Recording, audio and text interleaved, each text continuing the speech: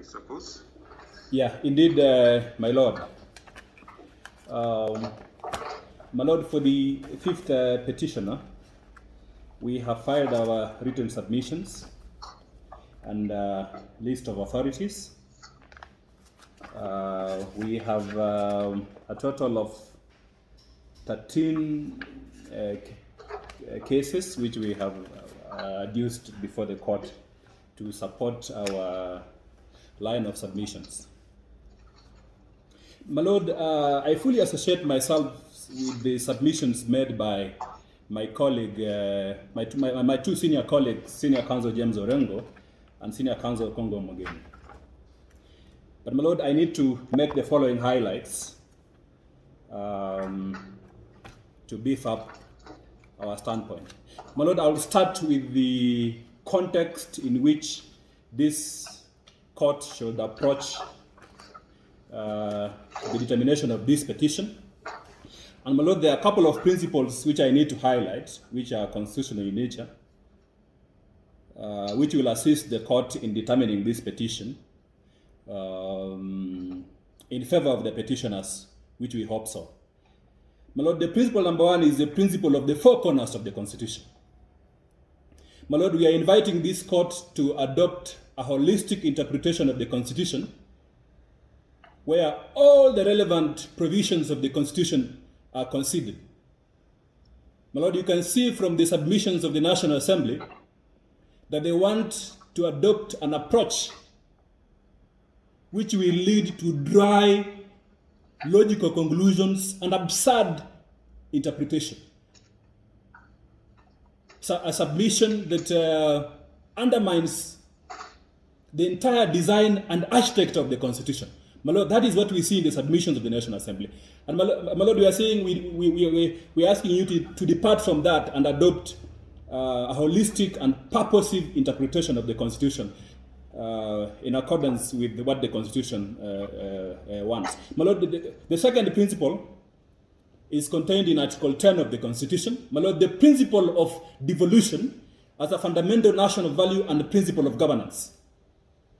My lord, Article 10 of the Constitution creates a binding obligation of every state organ, every state institution, when interpreting and applying the Constitution, to take on board the principle of devolution in its binding nature.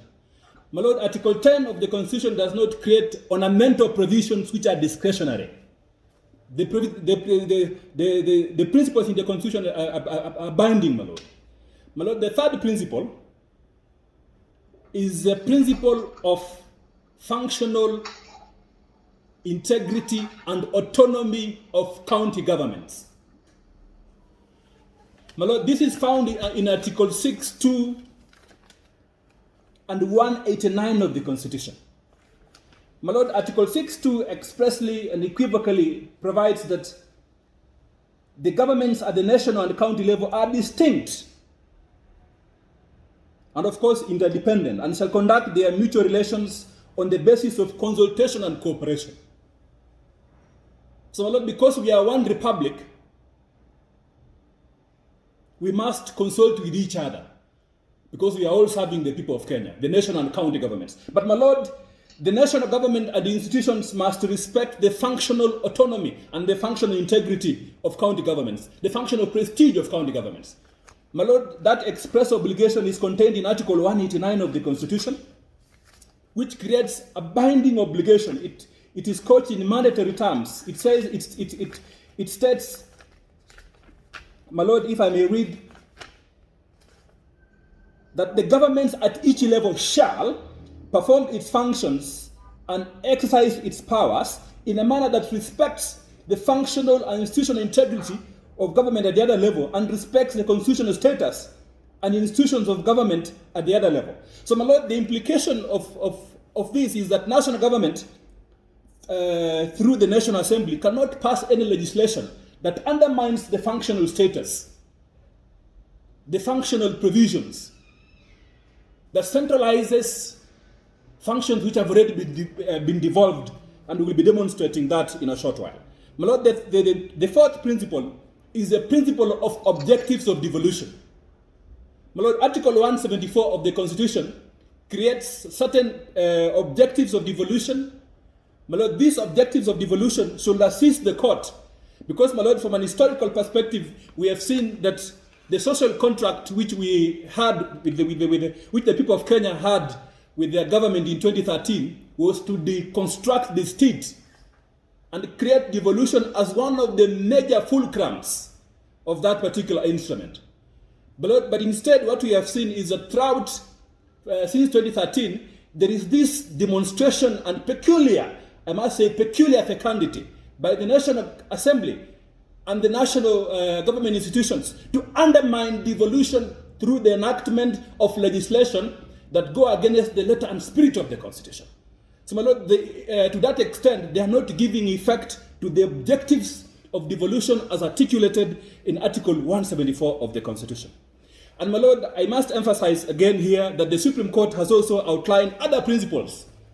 My Lord, the principle of, which is the fifth principle, the principle that this Honorable Court has an obligation, my Lord, to nurture, support, and protect devolution. So, my Lord, it's absolutely important that when you're interpreting the Constitution, you give effect to the obligation of this court to nurture and support devolution. So, my Lord, in summary, these five principles have been articulated in the Supreme Court Advisory Reference number 3 of 2019. My Lord, if you read the entire Supreme Court Advisory Reference number 3 of 2019, my Lord, you will see the Supreme Court laying a basis upon which the High Court is supposed to proceed to interpret legislation. And, my Lord, for clarity, perhaps I need to answer your question here, that, my Lord, indeed, questions regarding the constitutionality of certain legislation was before the Supreme Court in this advisory opinion. But, my Lord, the Supreme Court said that questions regarding whether an act of parliament is unconstitutional or not is supposed to be determined by the High Court.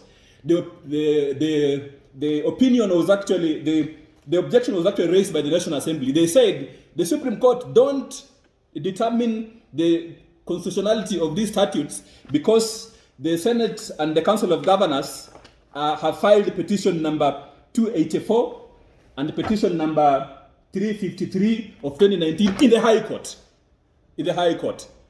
And therefore, because of that, and because of the President in the Supreme Court, that if a matter is pending in the High Court, it can't proceed to give an advisory opinion on those issues. So, my Lord, in this context, the Supreme Court did not give an advisory opinion on the legality and the constitutionality of legislation passed by Parliament without the input of the Senate, and left it to the High Court to determine, pursuant to the jurisdiction of this High Court, in accordance with the provisions of Article 165 of the Constitution of Kenya, which provides the jurisdictional basis.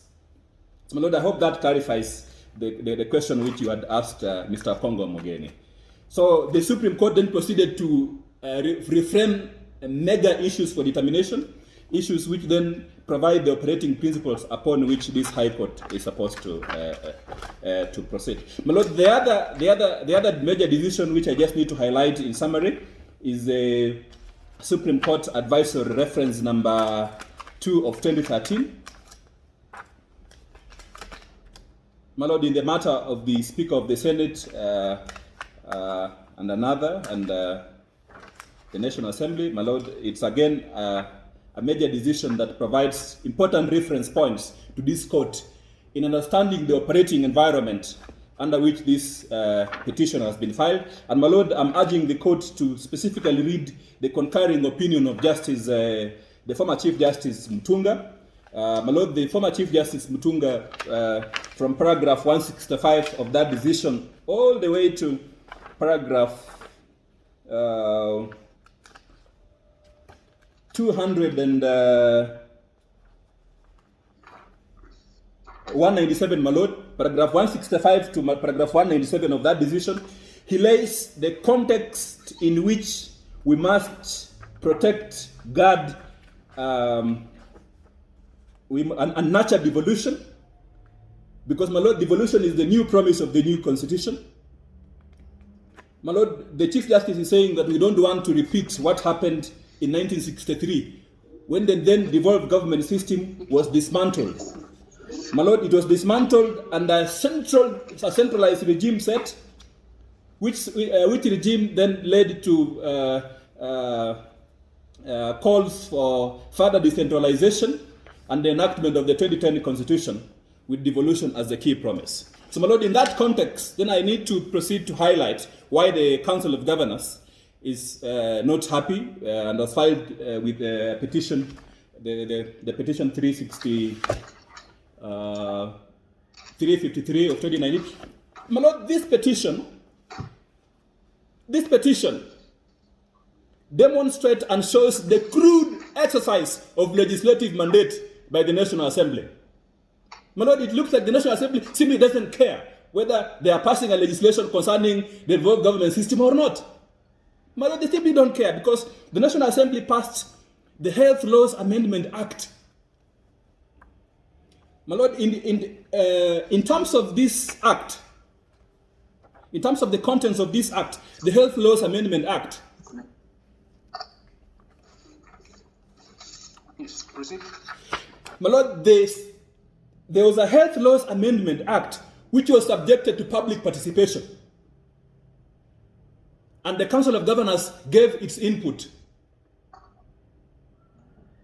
As a key stakeholder, my Lord, as a key stakeholder representing the other level of government, the county governments, in accordance with the provisions of Section 19 of the Intergovernmental Relations Act. So, my Lord, all the views of the 47 county governments were put to for consideration by the National Assembly.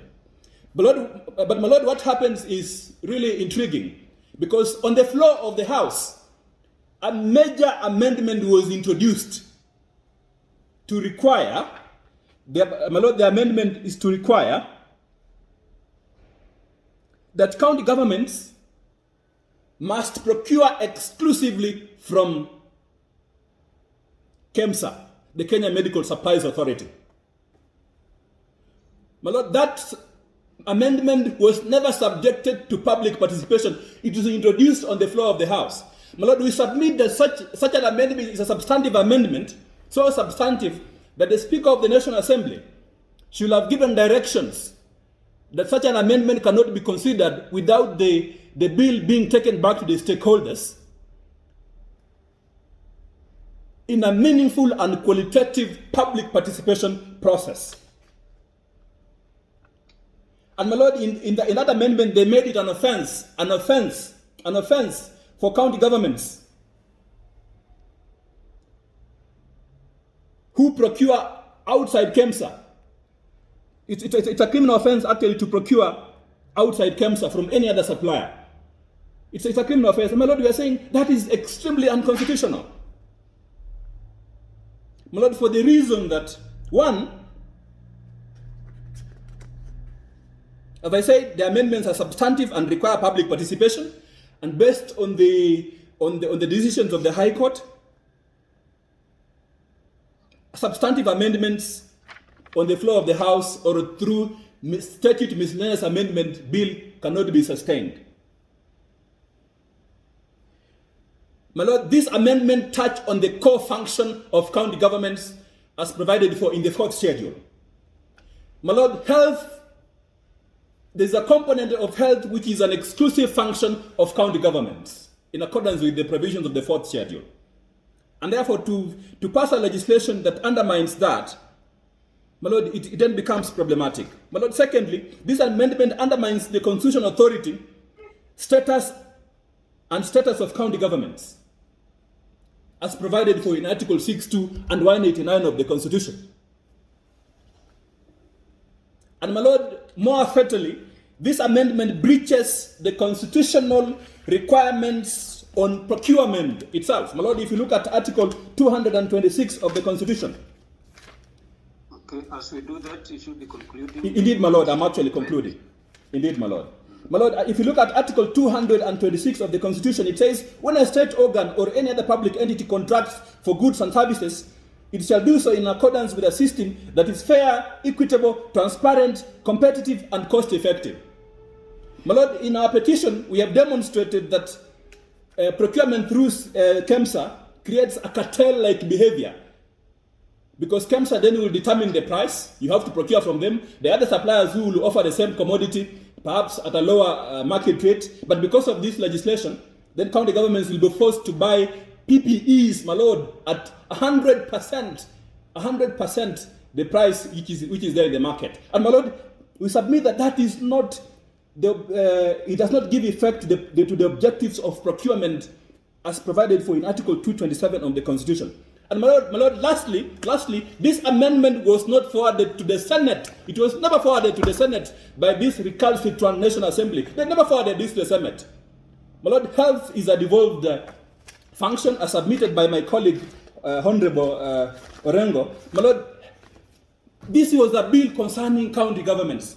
So on what basis will the National Assembly not forward this bill to the Senate for consideration and enactment? So, my Lord, we submit that you allow this petition and declare the Health Laws Amendment Act unconstitutional to the extent of my submissions. And, my Lord, we urge that you award us costs, because the National Assembly has demonstrated for some time that they are not willing to abide by the Constitution at all.